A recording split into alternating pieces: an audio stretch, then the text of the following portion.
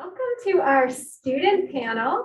So these are students from across multiple disciplines, and they are going to share some of their experiences with you, the experiences that they've had at Trinity, experiences that have helped them grow. And so with us, we have Humaira Ashrafi, who's a political science major. We have Naomi Jones, who is English and economics. Sofia Ocampo-Morales, INAF and data analytics. Kimberly Ortiz, Master of Public Health, and Shoda, INAF and Africana Studies. And so we're going to do this as panel format where I'll ask questions and then we can just go down the line. We can start with Humaira and then go through. And so we'll start with a series of questions and each student will answer.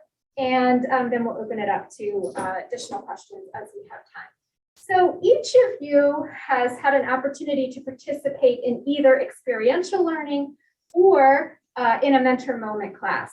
So I'm wondering if you could describe your experience. So first, if you could state who you worked with or which class it was for if you took mentor moment. If you participated in a project, what the title of that project was, and tell us about the project. What was most impactful, and what did the experience, what did you value about the experience? So we'll start with Humaira, who took a mentor moment class, or is taking. Okay, so my mentor moment class is with Dr. Humaira Ashrafi. It's Global Affairs Mentorship 1.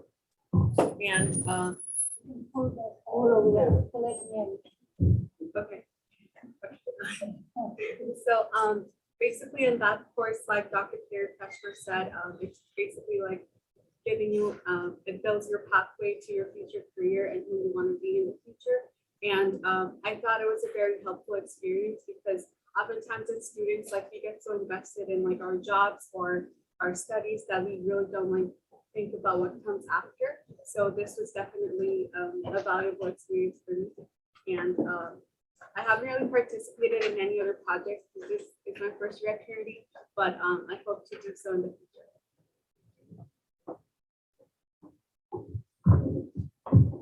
Good morning, everybody. Good morning. So I was with Dr. Burnham on the Melon Project. My Melon Project was basically about radical women across generations, across time. And working with Dr. Burnham, I was able to definitely time manage critical things and basically doing research on my own. I never really did that. It felt like the classroom, like it was just student led. It was on my own time. It was during the summer. Working with Dr. Burnham has like allowed me to gain confidence in my research, my opinions, and that's basically what I did. It was based on my opinion and I found research back.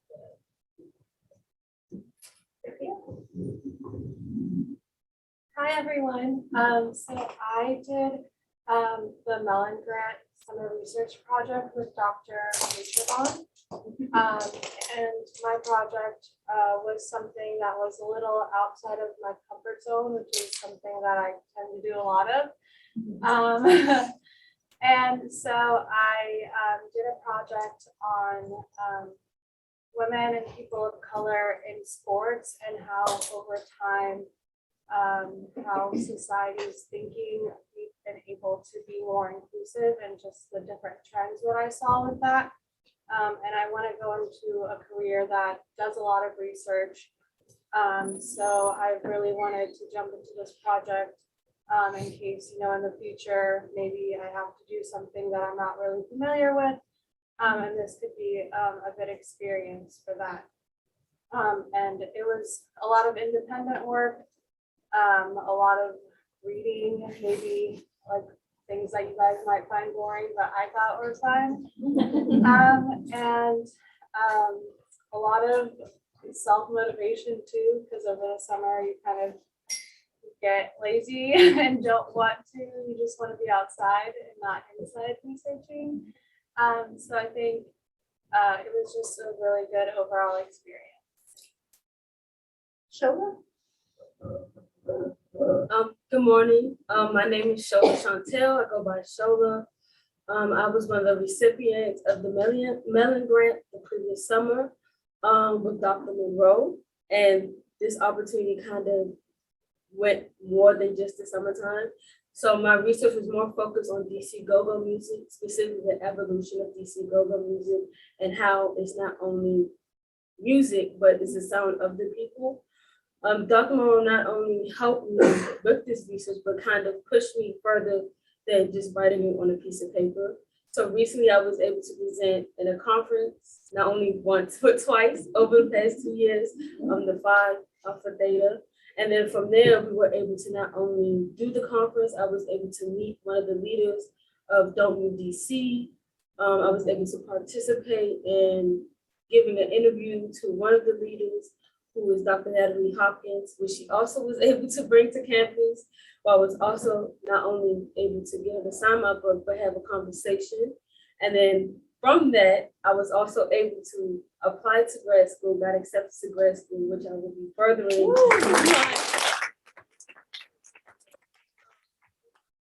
Not only push me to be a greater student, but also push me to further my research and also expand the resources that I saw around me.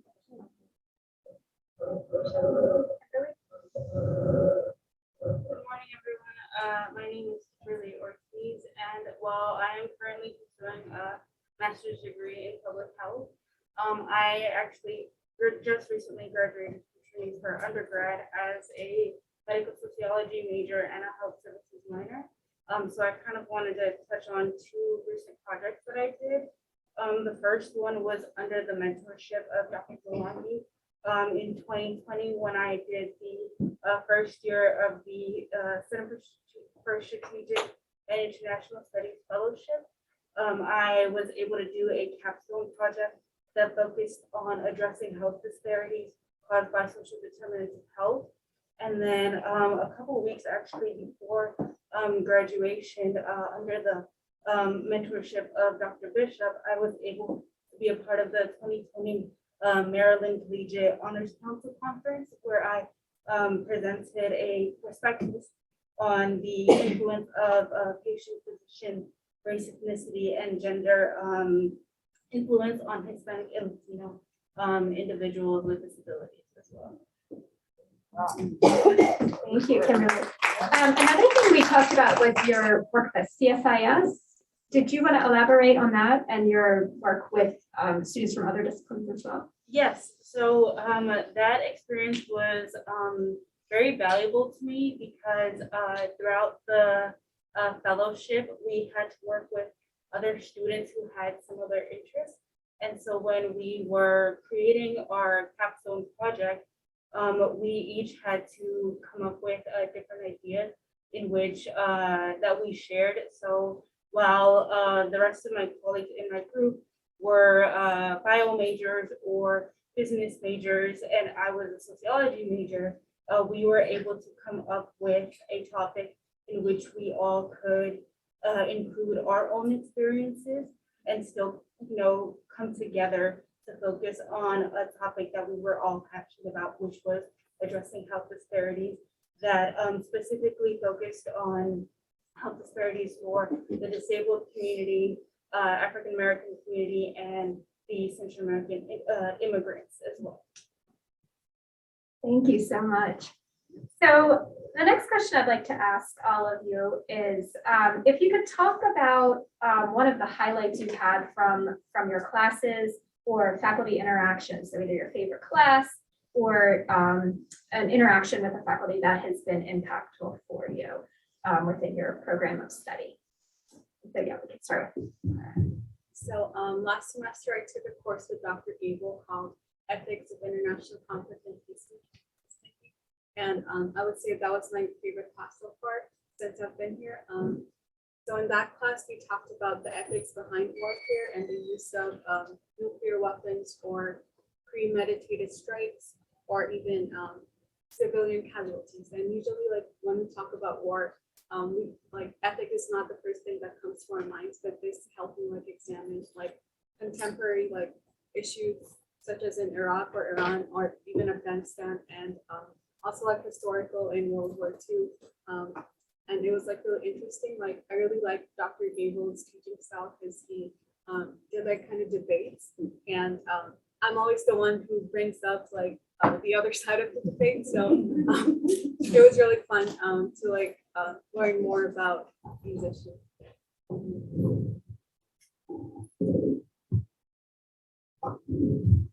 So honestly, my favorite class would be any of the ones with Dr. Burnham, my English courses. That's only because I feel like she pushes me further. And she understands where I'm at, so she pushes me further and allows me to work beyond. So there's a lot of reading in her classes, and I think that's a challenge for most people to actually like put yourself in a book and stay there and have to analyze it and things like that. The papers, usually we're able to like really write whatever you want, like about whatever topic you want, but around the books, I really like that.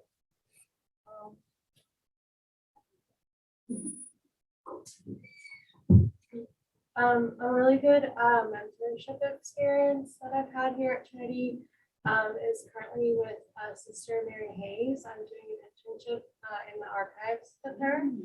And it's, again, something that's out of my comfort zone that I knew nothing about. But I just, I've never thought about archival work, and it's something that I was really interested in because of a class that I took with Dr. Wright last semester. And we did archival work, and we went and talked with Sister Mary. And I'm also a history major, so I love learning the history of things. And Trinity and Sister Mary has really like taught me a lot about like where Trinity has come from, the reason why it's so important that it's here and that it's still educating women. I think just her telling me stories about Trinity through oral history. I've seen things that I've learned in other courses also being used in the work that I'm doing with her. So it's just really interesting how something very different, you can still be doing things that are within your discipline. And it's just been a really great experience. For me personally, a great mentorship experience was before I even got the Melanin grant with Dr. Monroe. I remember writing a paper in one of her classes specifically for the African Studies minor, and it was about music and how music impacted the Black community as a whole.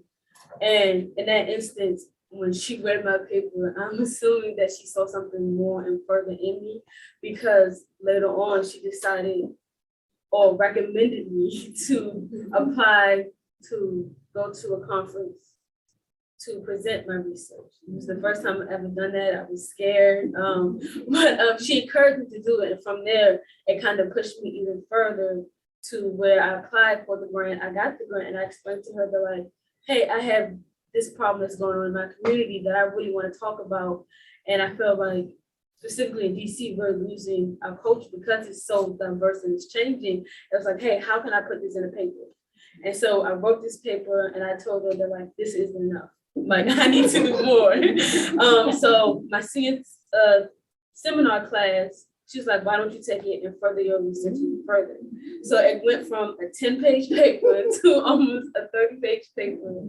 And from there, she even encouraged me from our other African diaspora classes to, hey, let's interview one of the co-founders that don't leave DC. So like, she was able to not only help me further my research, but draw the connections outside and inside of class. And I think for me personally, that was the biggest eye opener for me, specifically because I transferred to Trinity with the son. I didn't know what I wanted to do after school, and she kind of guided me indirectly without her really knowing of what I wanted to do. So I was able to express to her, hey, I'm gonna go to grad school. I don't know what that looked like because I'm a first generation student. So I'll be the first one graduating with my bachelor, and I'll be the first one on the road to get my PhD. So it's kind of like she opened that door. And I expressed that to her. She was even able to open up a whole week to talk about graduate school. So she brought people in, and she even opened it up to other students which kind of surprised me because I didn't think anybody else would go to grad school. And so like, she really was an eye opener for me to expand my horizon as a student.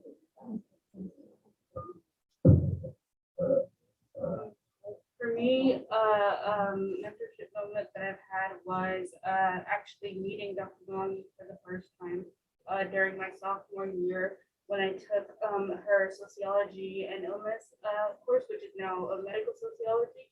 I remember that when I first took that course, I was actually experiencing a health complication.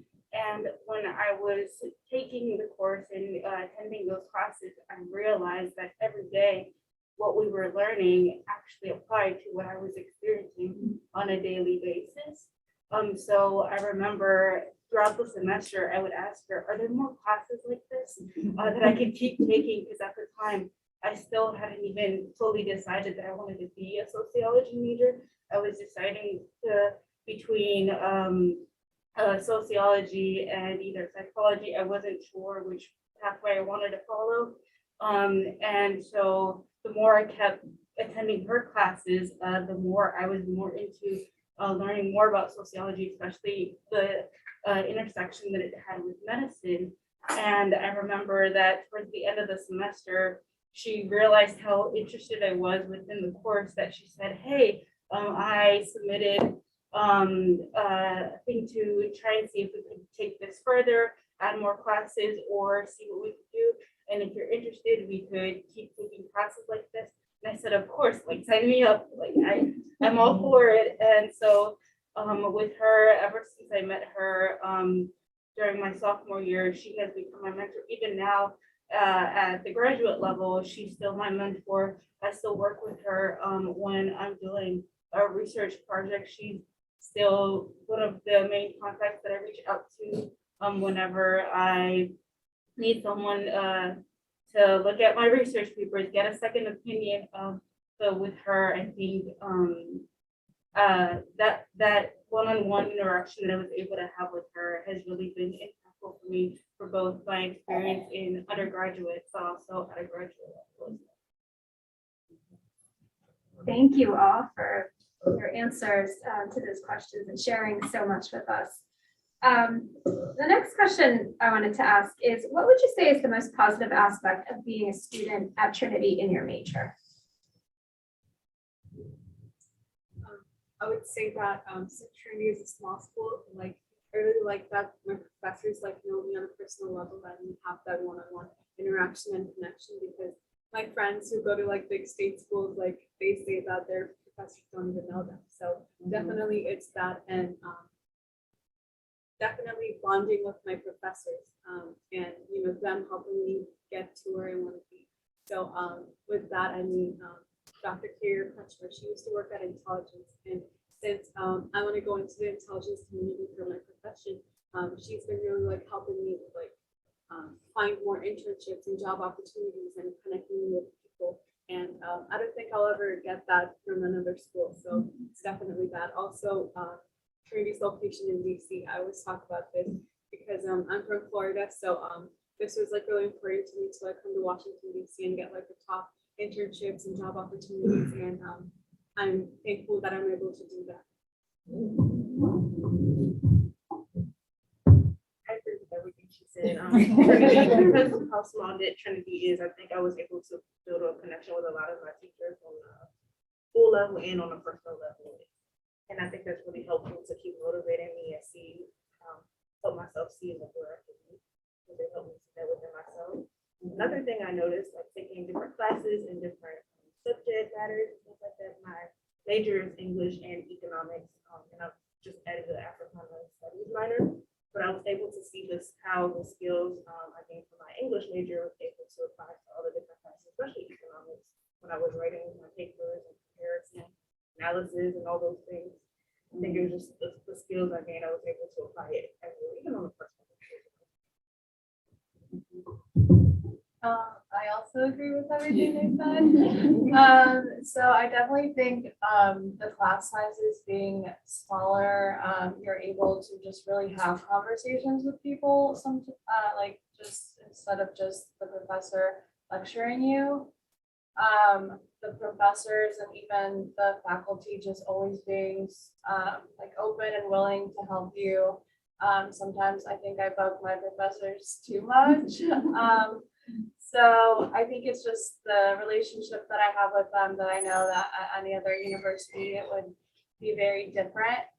And just how they've encouraged and really helped me build the skills that I need to then further go on to more education or my profession. So I think I'm really, really grateful for that.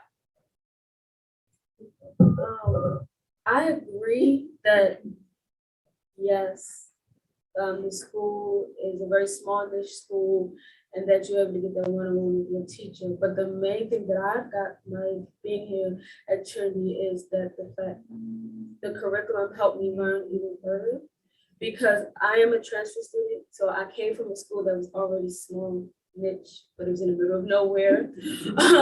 But the main difference that I saw here compared to the other school was the fact that I was able to pivot, meaning that like my degree is international relations, which is a broad field, and most people generally assume that once you graduate from school, you're going to go into politics. And that was something that I did not want to go into, and it wasn't geared towards what I wanted to do or what I like to do. And I think that coming here at Trinity, I didn't change my major from my previous school, I kept it, but I was able to take classes outside the realm of just politics and sociology. And I was also able to tell my teachers that like, hey, I don't think this fits within what I want to do once I graduate. Is there any way that I can make it fit to my needs so that I can get something out of this class?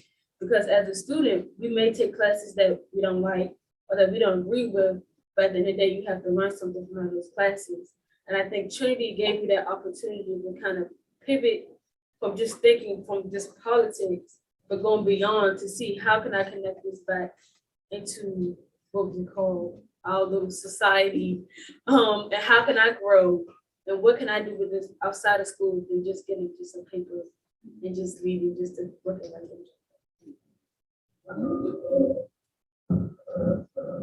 I agree with what everyone else has said as well.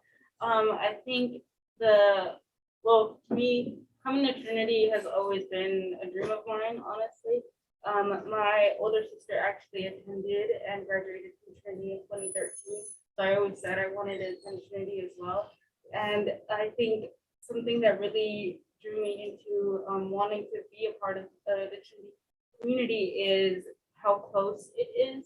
And like everyone else has mentioned as well, the fact that you're able to create these relationships with your professors, with even if you only have a professor once, and still if you see them in the hallway, you're able to talk to them, create these conversations, be able to network with them as well, and they still remember you. I think that's something that I really value from being here at Trinity. And I think just being able to, share with them personal experiences or academic experiences and just have them be there for you is something that I really appreciate and something that I value a lot while being here for both undergraduate and graduate level as well. Thank you, everyone. So I asked you another question when we spoke ahead of time, and some of you had some other impactful experiences that you would like to share, or some other ways you felt supported. So if you would like to address either of those questions, we can go through them again. Okay, so this semester I'm taking a course with Dr. Kimberly called U.S. Foreign Policy. And for that class, for our final project, he gave us two options, which is to research a contemporary global issue and present our policy on it, or we can lobby at Capitol Hill and to our senators on immigration. So I picked that lobbying option, and what we did was on a Sunday, we went to National Press Club, and we were trained by actual lobbyists on how to present our cases to our senators. So it was a really empowering experience because, it was really unique. And of course, I didn't get the results I wanted, coming from a Republican state and like pitching in like a very like democratic or liberal issue. And I expected that, but I still learned a lot and like remained connections. And yeah, it was very impactful.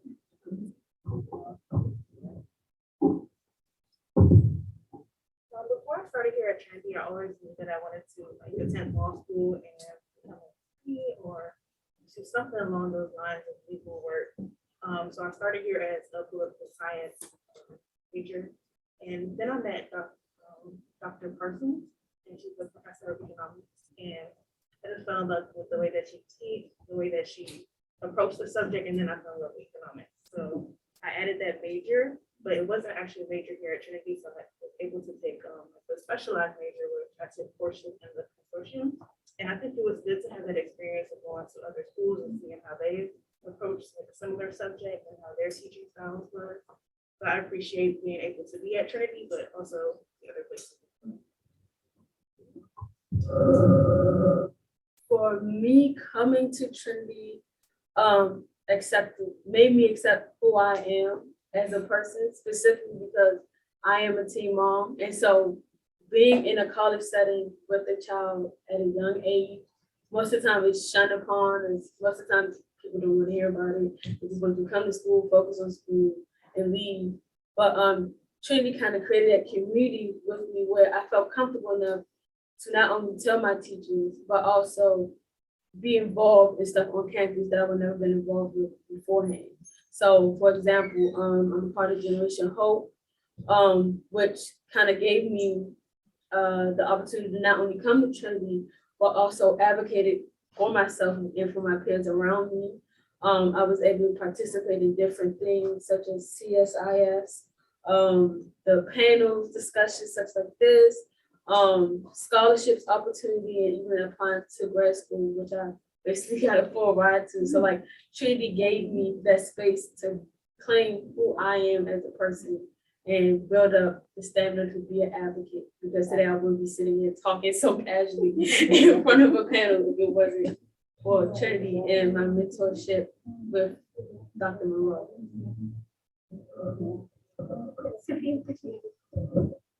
So for me, as I'm a senior that's going to be graduating in a month, I'm very excited. It's been very, it was a rough year just trying to figure out, the next step. And I think in that regard, my professors were very, very helpful.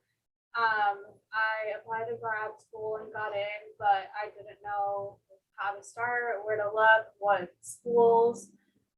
So just like Dr. Petrovan and Dr. Stoker were very helpful with helping me with writing recommendation letters and just different things with that process. And so I think in that regard, it's not just at the time that you're at Trinity, it's also saying that they want you to also do well in the future and after Trinity. And I'm actually going to grad school at the Graduate Institute in Switzerland. So I'm very, very excited.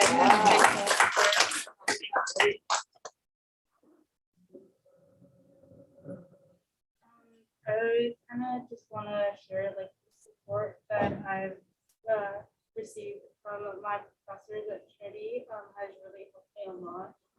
Again, for both undergraduate and on a graduate level, I deal with a lot of imposter syndrome from time to time. So just having their support really means a lot to me when it comes to pursuing a new experience.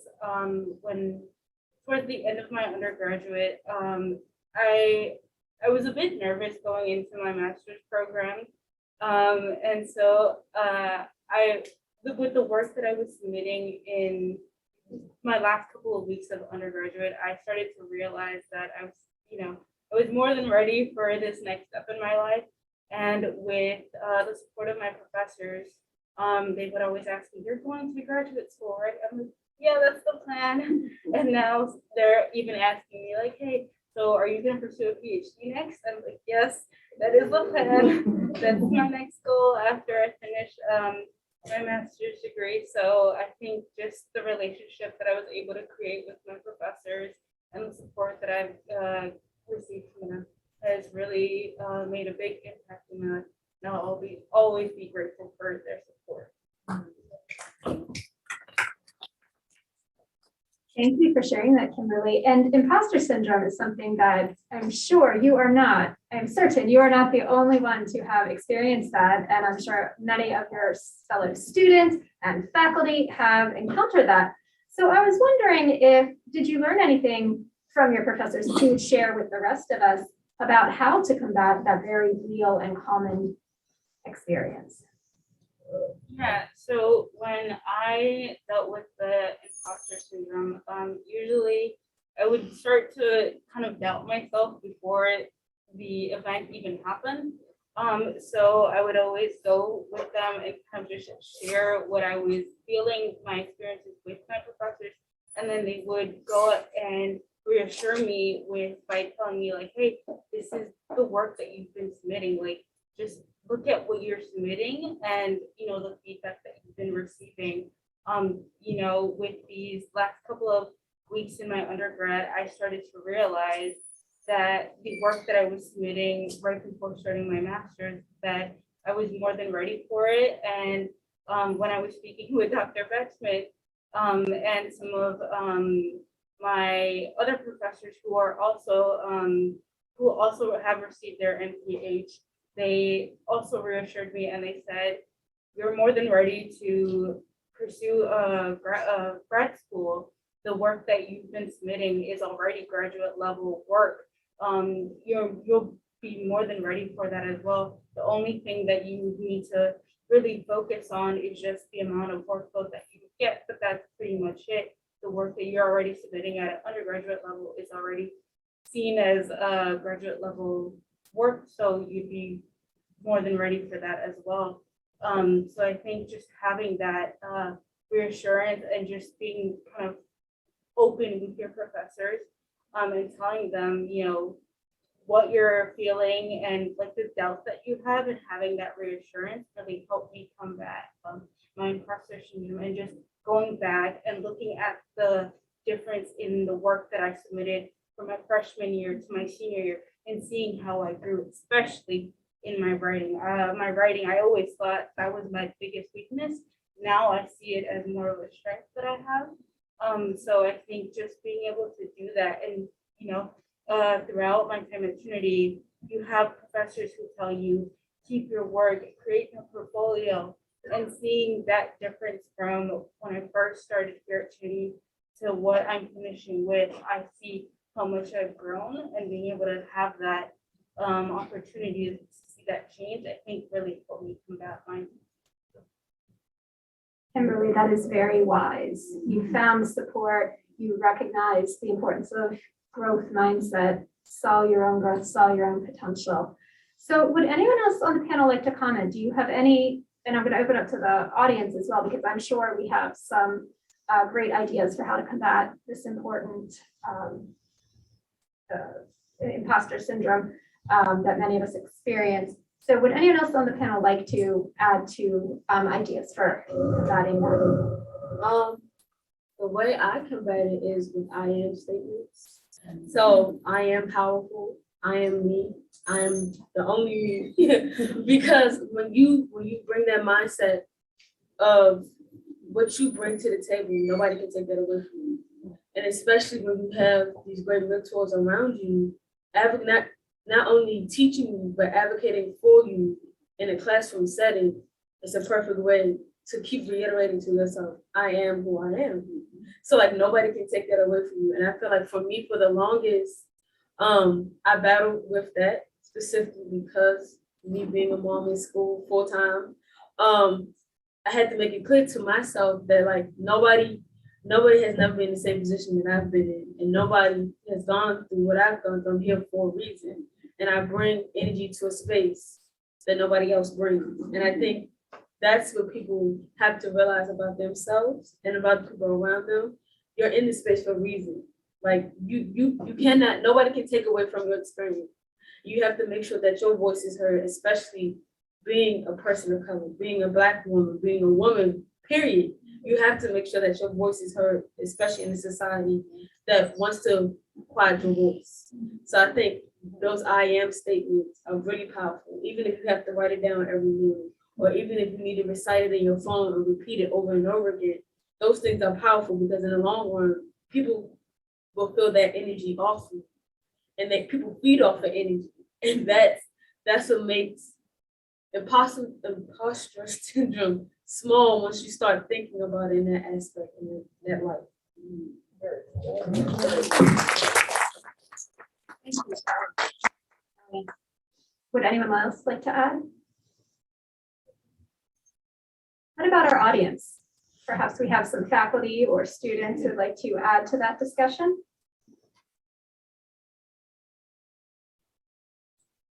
I would like to say something. Should I have a microphone? Or can everyone hear me?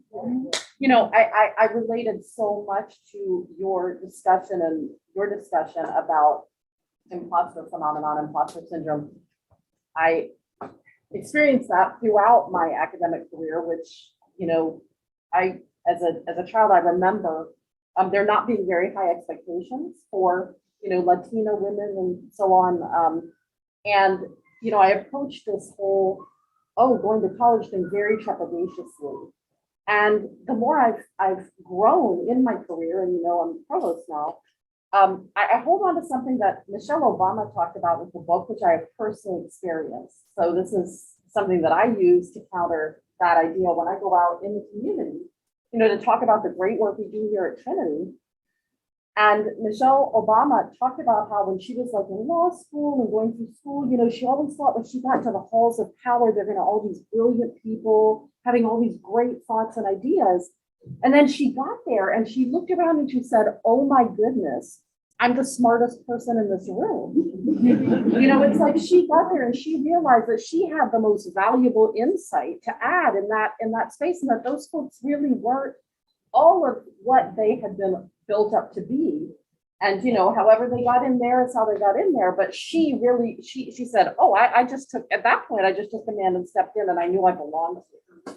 And that is what I want to say to all of you is what, you know, if there's one thing that you hold on to, it's that not only do you belong in this space, but this is your space. This is your space now. Own the space. You know, Dr. Burnham used to say, when she was at Trinity, people would say to her, I don't know if she's still on, but he would say to her, you're the smartest girl in this room. Be that girl. Be that woman.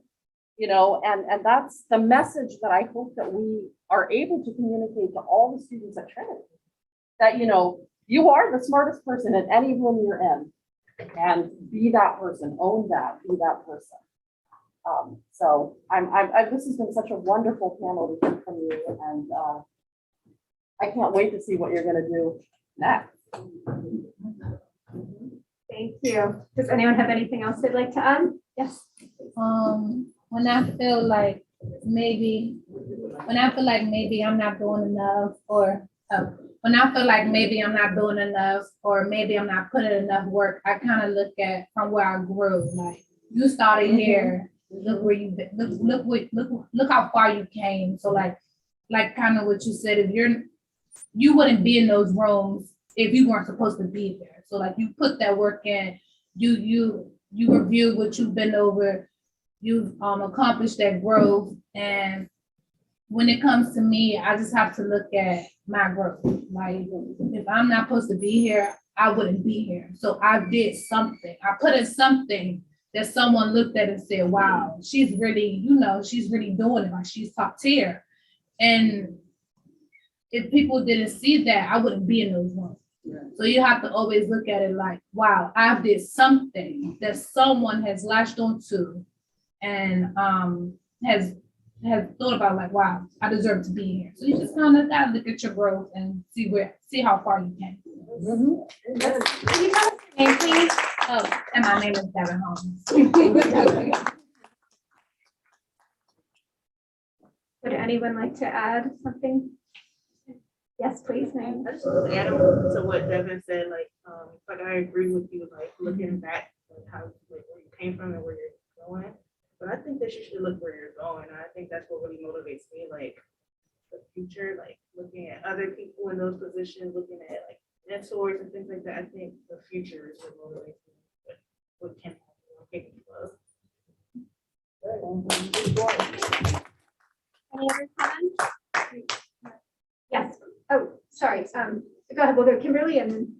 Sorry, I just wanted to add in before I forget my train of thought, that something that I've really took from my experience at CSIS when I presented my capstone, but also kind of reminded me based on what we were just recently talking about is, I remember that during my presentation, something that came up was that if you don't have a seat at the table, you make your own space, you know? And that's, I think, that's something that I'll always carry with me now, especially just being here today. This is the first time I've ever been part of a panel.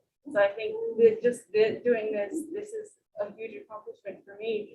And so I think something that I'll always value from being a student at Trinity is the fact that Trinity has allowed me to, you know, have my voice heard and be seen. And that's something that I greatly value. And based on like the experiences that I've had, you know, again, that also helps me combat my imposter syndrome. Like we said, you know, throughout these conversations, that if, you know, if it wasn't meant for me, you know, I wouldn't be here. So I know that, you know, what I'm doing has a purpose in life. And I hope that in the future, wherever it takes me, I'm able to make an impact in someone else's life as well.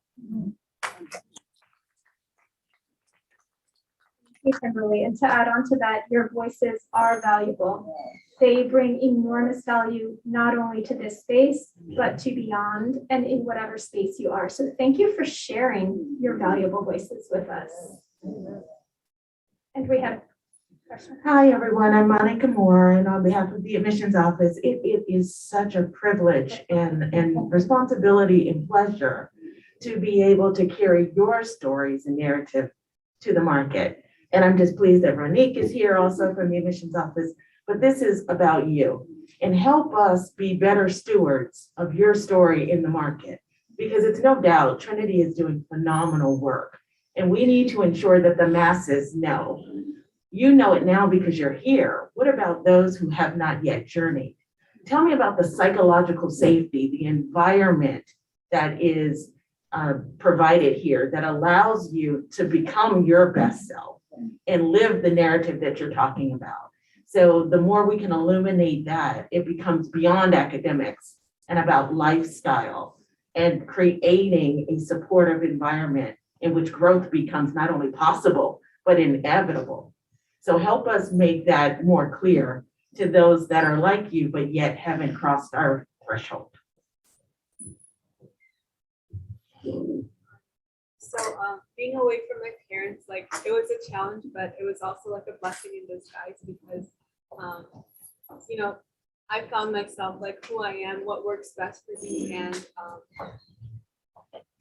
I think like this experience like really like shaped like envision like what I will do in the future and like how to like combat with, you know, not having my parents there all the time. So I mean, I think like that's like one of the takeaways from being here at Trinity and like finding myself.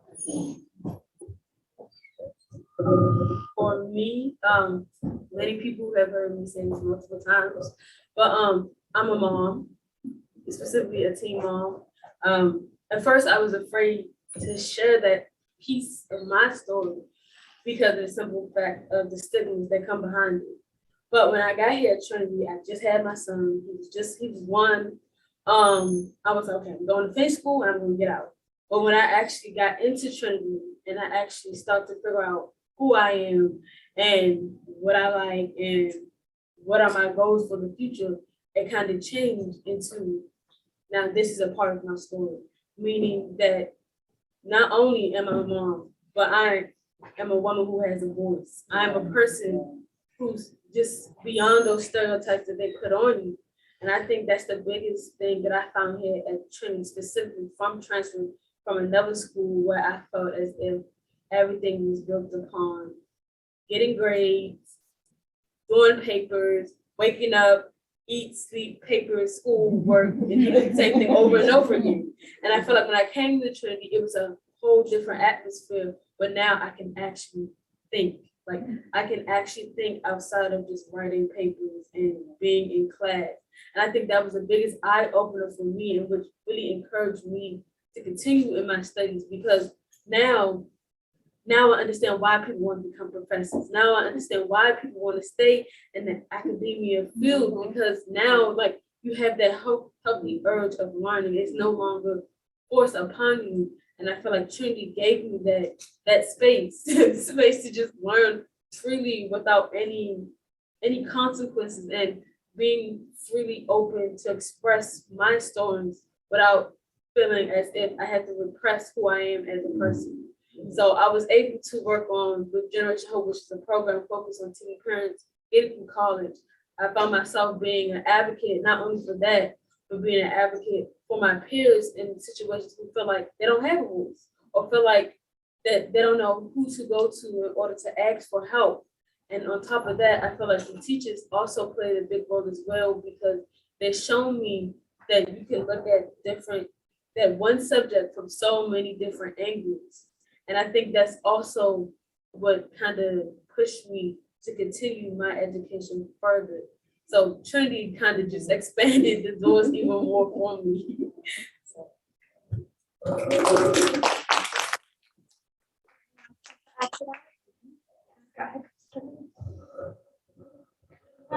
I just wanted to share that with my experience at Trinity for both undergraduate and graduate level, for me, coming from high school, similar to what Kathy said already, that it always felt in high school, it always felt like we were told what we're supposed to learn, and we had to follow this strict curriculum.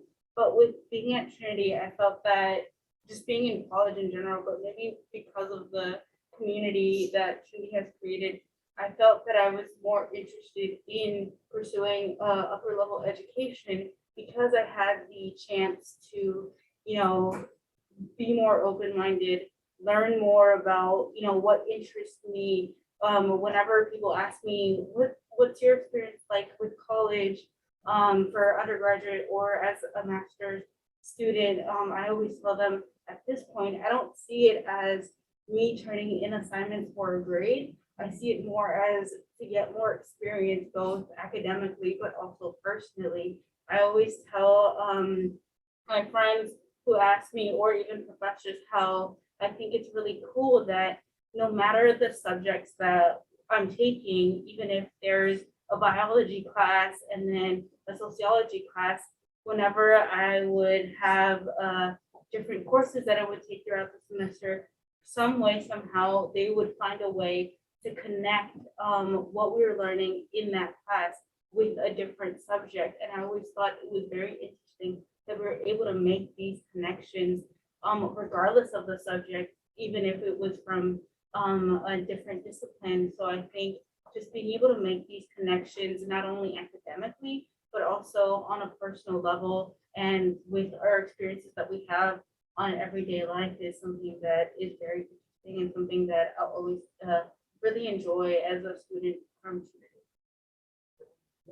Thank you so much. I think there is no voice more powerful than our students, no evidence stronger than hearing our students today for the need for inclusive excellence and the power it has, the power of choice, the power of inclusion. So thank you all for your sharing your experience, your voice with us. You are amazing, and we appreciate you so deeply. So thank you, Dr.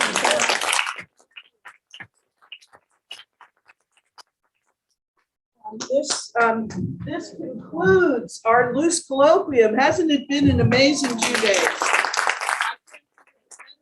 And been listening to the future leaders of our world, the Trinity women who are going to leave here. I'm thinking back to our founders 125 years ago. Don't you think those nuns would be really proud of you today?